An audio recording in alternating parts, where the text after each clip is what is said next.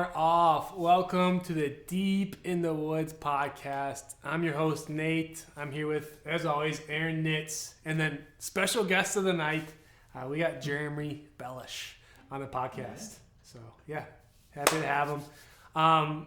We just finished up week three at Wagner Park of the spring 2024 season. Super excited. It was windy, and we just finished before the rain came, so it was perfect. I was wondering what kind of turnout we get tonight with the forecast as it was, but still 32. We had to deal with the wind, but there was no rain, so I was thankful for that. And that's still a good crew on a night of pretty nasty weather. We've had quite a few days in a row of wind too. So yeah, I noticed there wasn't as many guys there early as there's traditionally. There was it was kind of I pulled up. I wasn't very early, and I pulled up. I was like, "Where is everyone?" Yeah, you know? I wonder if people were waiting till the last minute, like, okay, it's really going to be okay. I'm going to go play at the last minute, so could be. Yeah. So I think we had 32 guys. Yep. 8 foursomes worked out just about right. Yeah. So who'd you play with? Tonight, I played with Tim East. It was good to see him. He's been out of town for the last couple of weeks.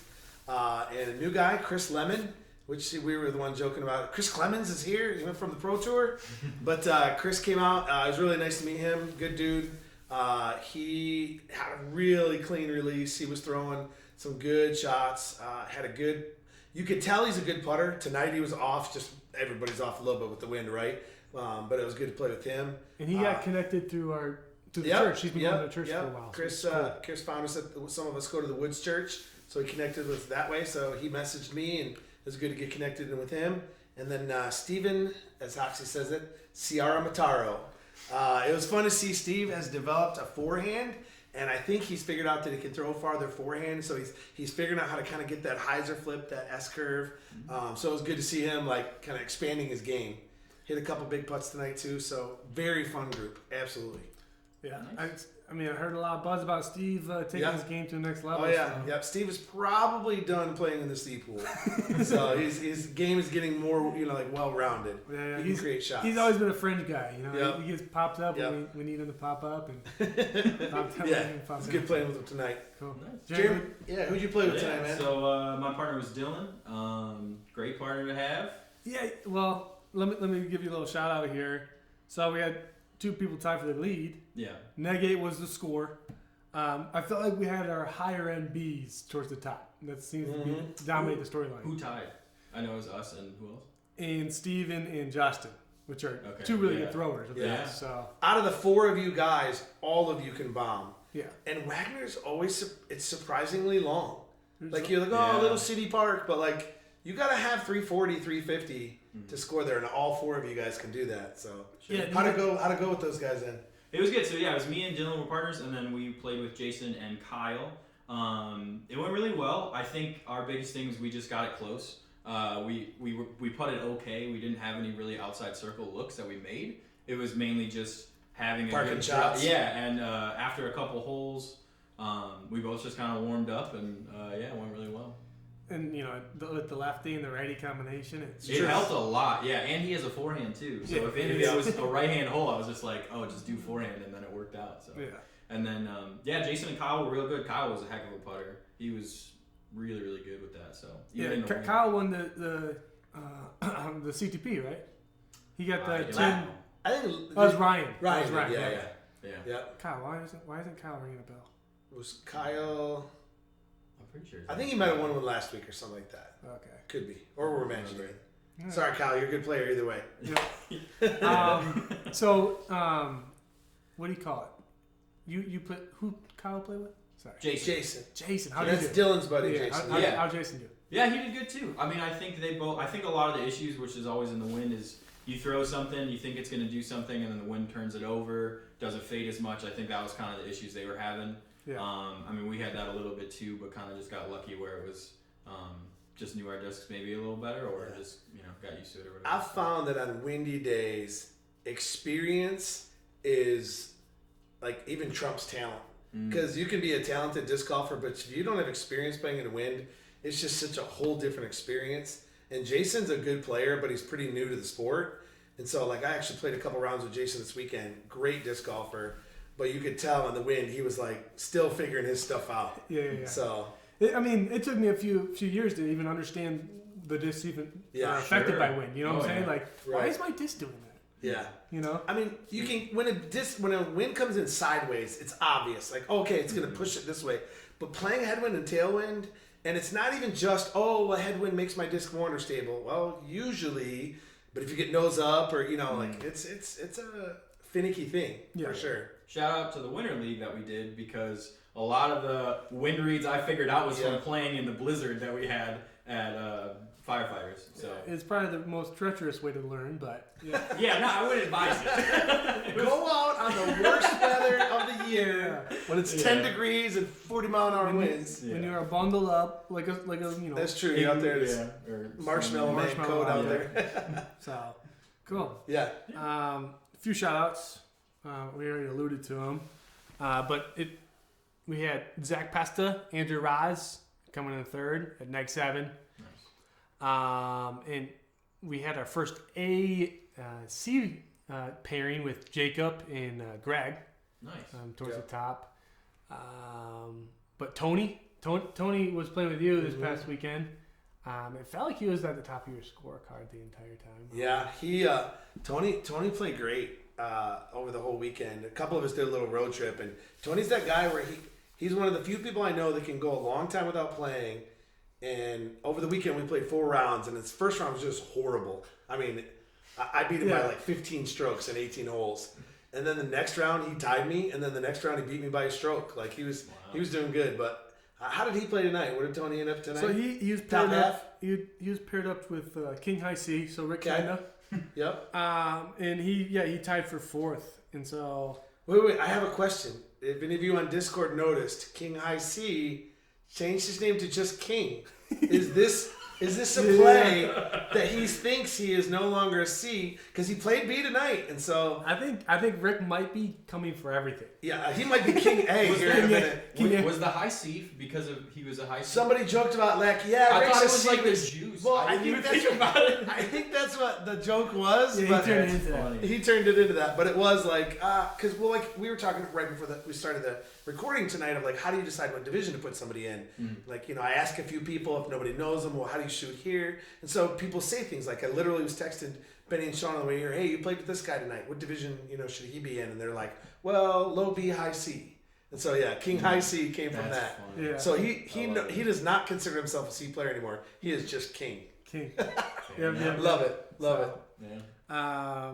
They shot pretty good. We can go down the leaderboard. We had 16 teams out there. Yeah, it was pretty awesome. Yep. So some of the side games tonight, Jake and Greg took home the longest putt, and Jake also aced the little bonus hole. So we put out a little mini hole tonight. So it was only like a 120 footer. So when he aced it, we made an executive decision, and he cashed in on half the ace pool plus the CTP money. Turned into a cool $87 that was paid out to him tonight. A couple discs went out for longest putt, and Ryan hit the 2-foot CTP for the Tim East honorary Dairy Queen award. Yeah, what do we call it? The first annual. Well, we called it memorial, and they were like, "Well, he's not dead, so we should maybe change that." But that was cool. Yeah, I felt like people were eating that up. So cool. Yep. Any other exciting things happening in the league? No, there weren't a lot of big putts tonight, so it was kind of quiet. Maybe it was because if you were upwind from people, you couldn't hear unless you were. Big putts felt like putts 20 feet. Yeah. That's true. Yeah. I mean, you all like me had a knee-knocking 16-foot putt where you're like, I can't believe I'm nervous about this, but every putt, man, every one was focused. Because I threw it and the wind just dropped it and it clanked off the cage. Yeah, I bet everybody missed a 15-foot in today at some point. Yeah. But scores were good though. It was a good round. I enjoyed it. Yeah, where are we next week? We are at Firefighters Park next week. I'm excited to get off of 9-hole courses. We've enjoyed the first couple weeks, but our numbers, are pretty big, and so it'll be nice to drop into an 18-hole course, especially now that the weather starts to warm up. If there's any casuals there, We don't have room for anybody but us on a 9-hole course. We were fortunate the weather was a little twice in a row. not as conducive for casuals. Was there one on the course tonight? Maybe they drove by. Maybe saw and you changed your mind. Yeah, that might push me to star. Yeah. If I saw that, but so next week firefighters. A couple weeks down the radar, we got Palmer, and then I think we hit one of the Stonies. That's our next couple weeks coming up. So and we got a little more daylight. So that was exciting. Which actually on that note, we've been starting at 5:45, which I know like some guys it's killing them to get there on time. So we will bump to 6 o'clock starts next week. So firefighters in Palmer. Back to the norm. 6 p.m. starts. So keep getting there early. I don't want anybody rolling in at 5:59, but we'll tee off at 6, so that'll be good. That's cool. Sweet. Do a little interview. Yeah. Jeremy, we're excited to have you here tonight. Podcast, might as well, right? Nate's usually got a few questions loaded in the gun to find out a few things. So no pressure. Glad to have you. But we'll start it off with how'd you get into disc golf? Simple. So I played back in like high school time with my dad and my uncle and my brother up at Lawrence Tech. We didn't know what we were doing. Didn't understand why discs didn't just fly straight. And just kind of played for fun, and then stopped and didn't even think about it. And then 2020 hit. Everything was crazy. Eli, my friend, guys, he comes to the league. We know Eli, yep. He started. I don't know if he started because his brother was playing it or if he picked it up himself. But basically was like, "Hey, I'm playing this," and I was like, "Oh yeah, I remember. Like, I'll get into it." Eli bought me my first starter pack, and then nice. Just kind of went from there. But wait, I do have one question. Yeah. Was there ever a time earlier in your life that you ever threw a disc golf disc? Maybe around the age of 10 or 9? So just wondering. If you don't know, which probably not a lot of people do, Aaron was my, 4th grade teacher? 5th grade teacher. And I forgot, but you had disc golf discs for like recess time or whatever. And I specifically remember throwing one. Again, I'm a little kid, I didn't know it was disc golf, but I remember throwing it to you because we had to go in and the wind was doing something crazy and it bounced a bunch and then you caught it and I was like, oh, that was cool. So Jeremy was out there throwing some discs with me, You planted a back in the 1900s. Back in the 1900s. Maybe it was just after 2000, but cool. So awesome. And then how'd you get plugged in with us? Yeah, so again, Eli came to, I think it was like a men's group. Yeah. Men's breakfast, I think. Something in the evening or whatever, but he saw there was baskets and somebody told him that they had putting league. So he went and then told me about it. And then I went 2 years ago and met all you guys and coming ever since. Sweet. And that was how many years ago? This is your 3rd season with us or second? Second season. Because I started in the winter. Okay, Yeah, and then we rolled out the merch. And I remember you buying it. I was like, oh, cool. Yeah. You guys bought some merch. He's in. Awesome. He's in. Yeah. So that was cool. Yeah. Next up, what's your disc golf? Do you have a disc golf pet peeve? Pet peeve. Personally, if I hit a tree, that's always a big pet peeve. I think if you are on the course and you just take too long. Like, I think if it's just like real slow. Take too long? I mean, I'm not like a huge guy of like if somebody's like, smoking, as long as you're not smoking in my face. I know some people get kind of crazy with that too, but that's probably about it. That's it? Nothing else rattles you? Not really. He's a pretty laid back dude. Yeah. I haven't like. I'm just trying to get some drama out of you. He's fishing. I mean, I don't think so. I mean, unless you're like, chopping the back of my leg as I'm putting or something. I mean, Dylan didn't give you no pet peeves from Dylan tonight. I thought that if anything, he typically drives out the pet peeves out people. Yeah. No, he was fine. Okay, good. He's been known to be people's pet peeve. Oh, so, just him himself. Just kidding. Now, there's been rumors. I don't know if they're true, but it sounds like you made a big milestone in your disc golf journey recently. Yeah. Maybe took down something. You want to tell us a little bit about it? So I signed up for March Mudfest, the one at Riverbends. I think it's like 2 weeks ago now. Funny story, actually. Kyle and Jason, the guys that were with us, they were in 2nd place in AM4.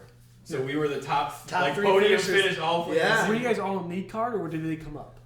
They came up. Because you had the lead, right? So I had so first round I shot +4, I think, and was in first place going into the second round. Started second round off with a double bogey. It was that really short hole to the right, so really just tough with the trees. The Plinko. Yeah, and then luckily next hole I was able to throw like far enough and get close enough. I was able to par everybody else bogey, so it kind of put me back on track. And then just tried to make putts and like, just get close. You know, if I'm not close, get a par. And so I ended up luckily winning, and it was my first tournament win ever. And that's cool. Just cool experience, yeah. So did you do the math yet? Did you look at your rating when the ratings are updated? A week from tomorrow, or no, a week from today?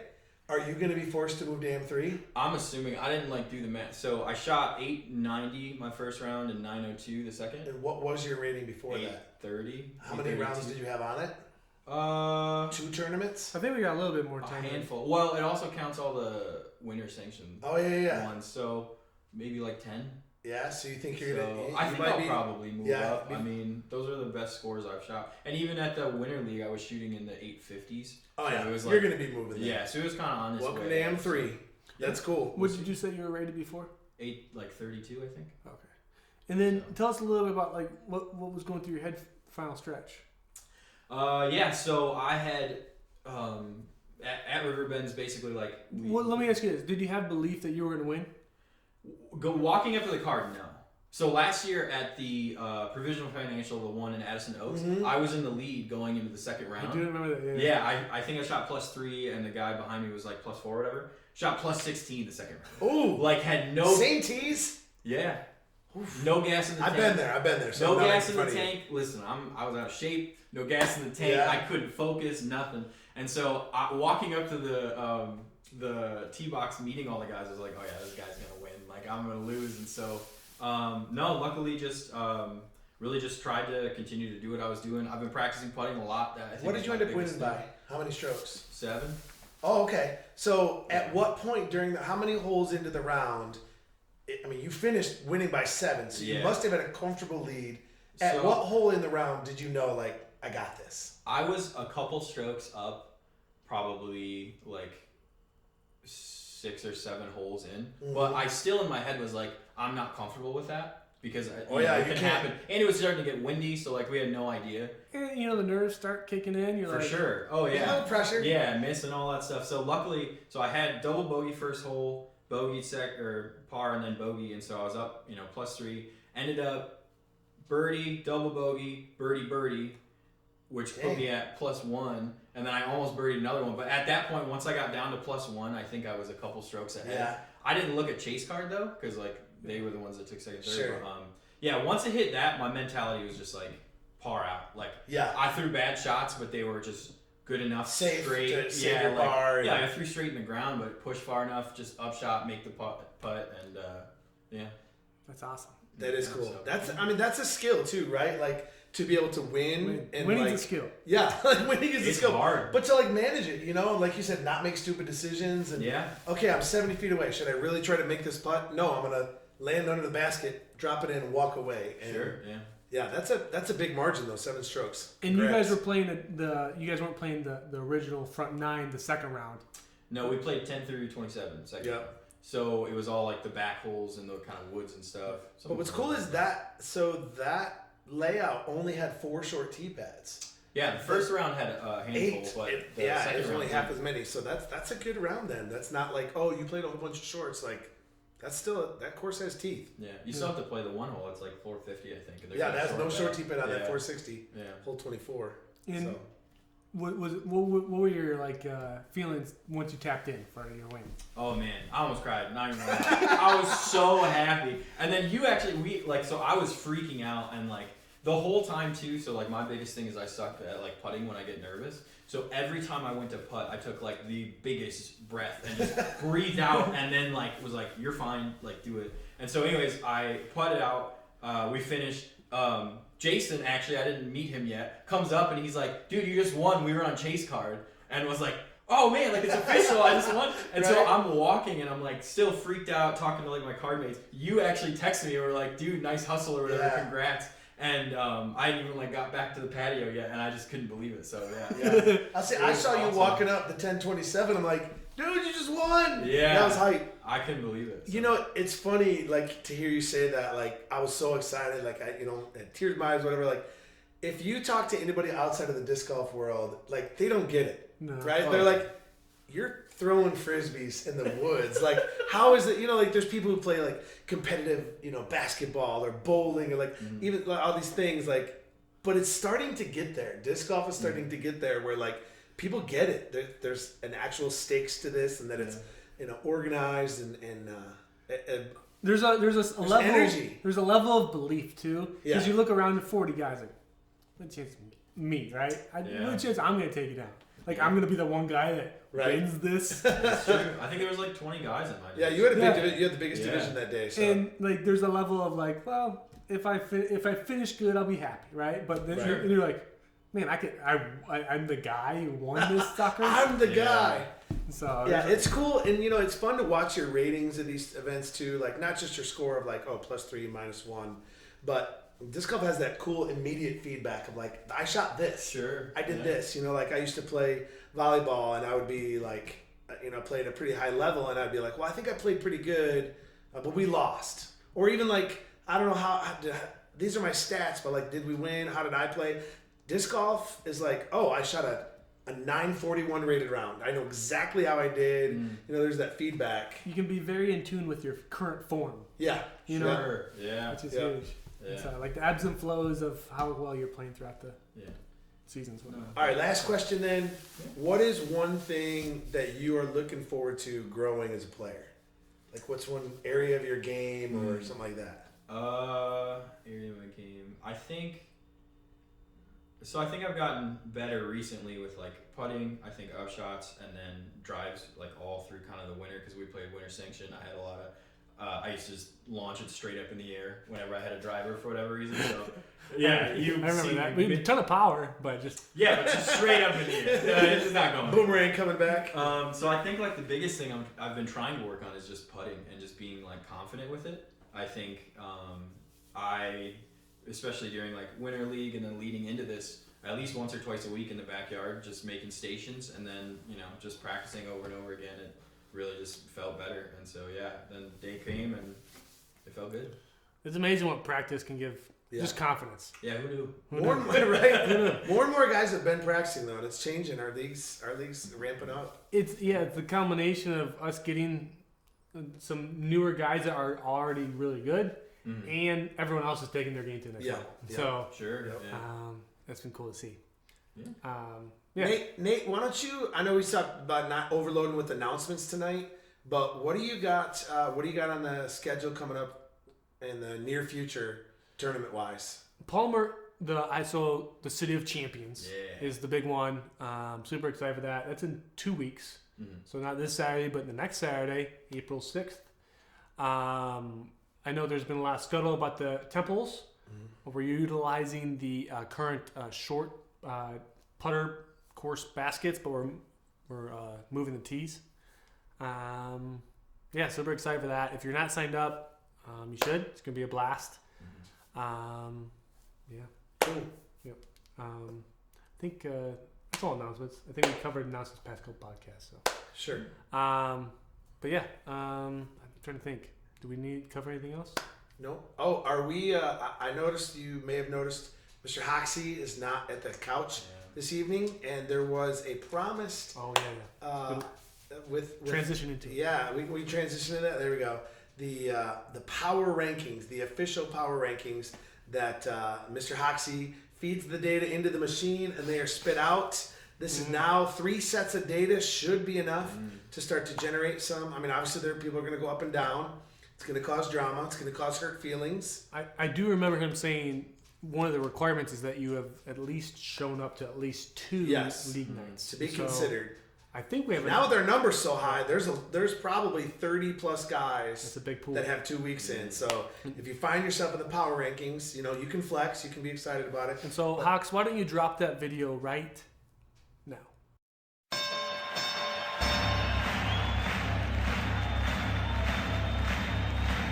Ladies and gentlemen, welcome to the main event.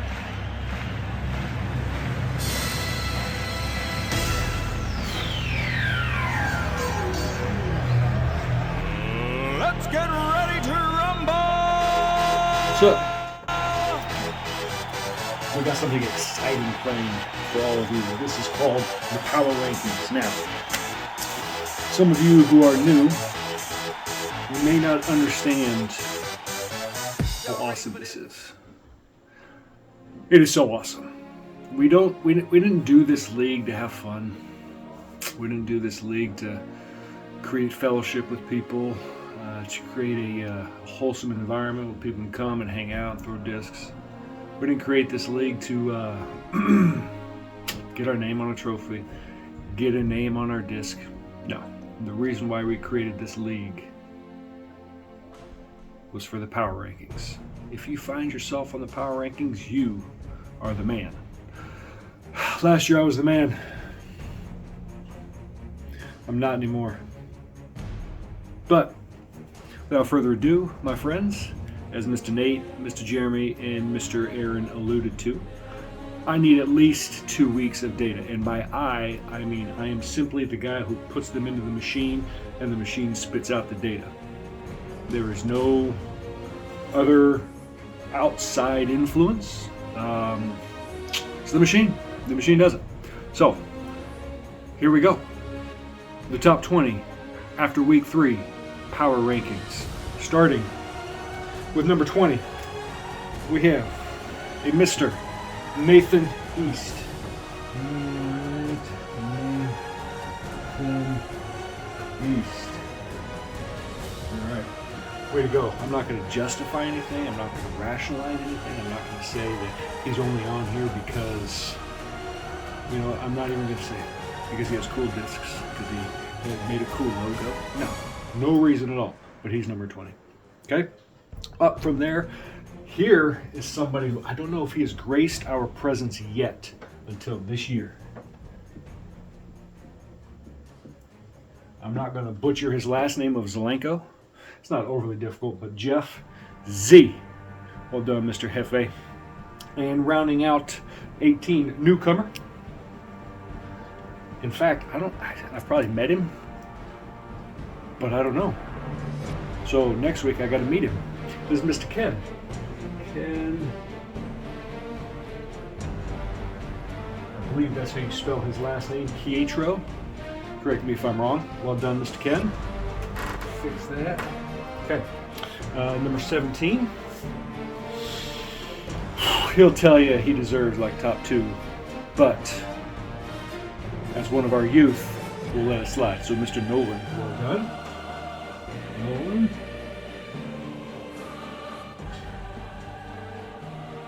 Mr. Nolan Cafferly.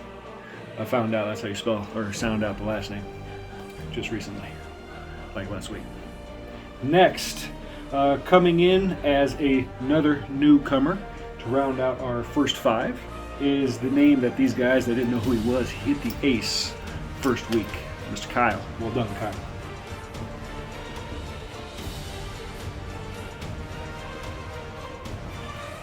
I'm not going to butcher your last name like Miklovich. My bad. Okay, now, number 15. He's been around.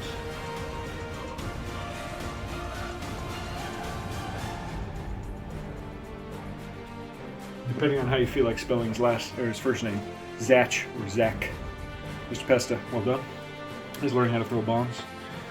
He's in his head sometimes. He'll tell you about it. He'll get there. Next, 14, another newcomer. Jake F. I heard he hit the ace on the practice basket. Do those really count? For another time, another discussion. Well done, Mr. Jake. 13. Oh boy. Christian. Joel. Jacques. I don't know how to spell his last name. So go work, Christian. Way to be. Is it possible you are the better twin as of week 3? Guess we'll find out. I don't know. There's your power rankings. I don't know. The machine spits it out. So if it's incorrect, you're gonna have to. But you have no course of action. Just accept it. Play better. Okay. Number 12. coming in as another new guy. He got some airtime on the pod this week.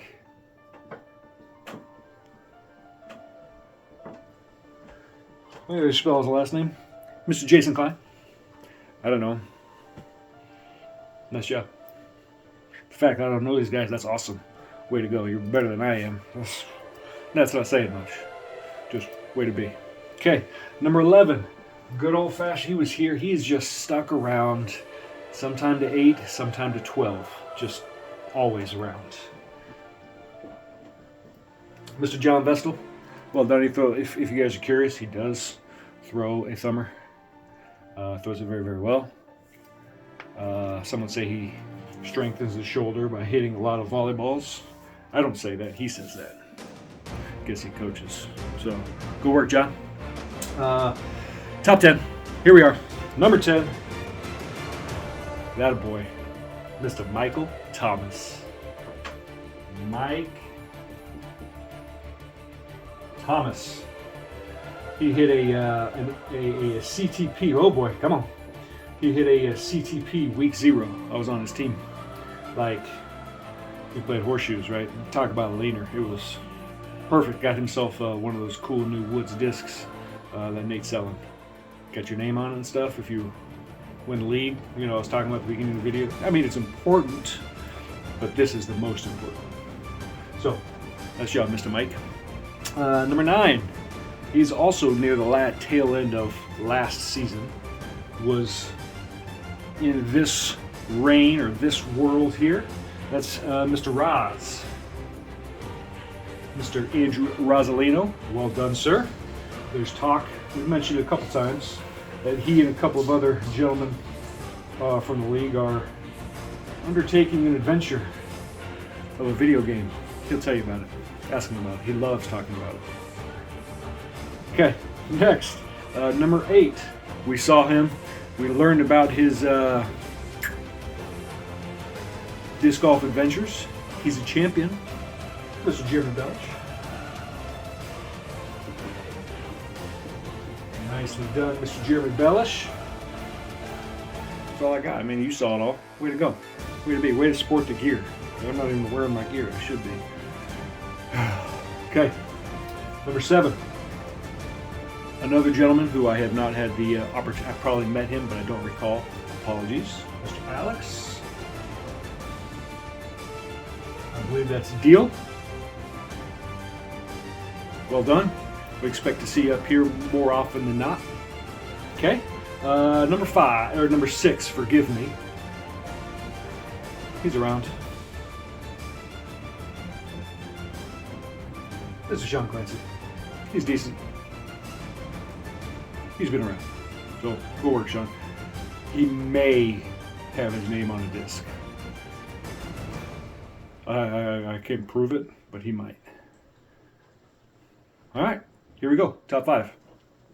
Coming in at number 5, we've seen him from time to time. I say from time to time because he makes up excuses as to why he can't show up all the time. That's why he's down a little bit.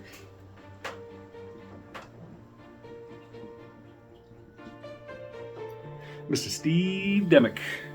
Nicely done, Steve. Nicely done. Nicely done. Way to go.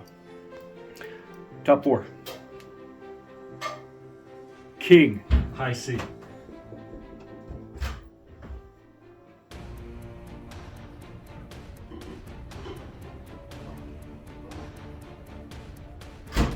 I don't know. Is he up there now? Or is he B? Or we'll just call him the King for now.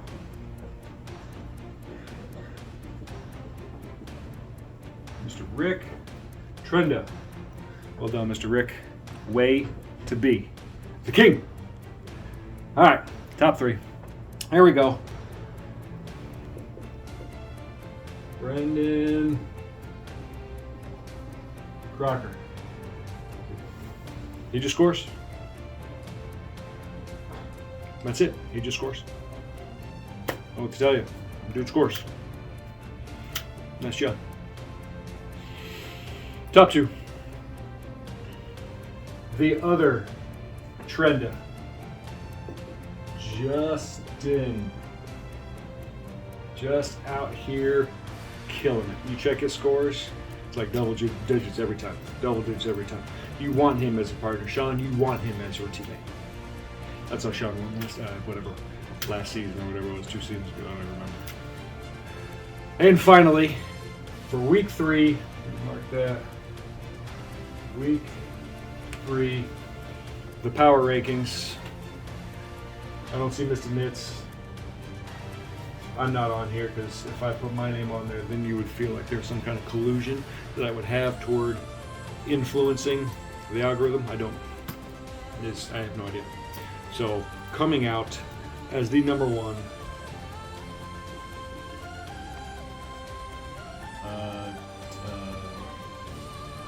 Dolchek. Nicholas Dolchek. Well done. Gentlemen, good work. See you next week. Peace.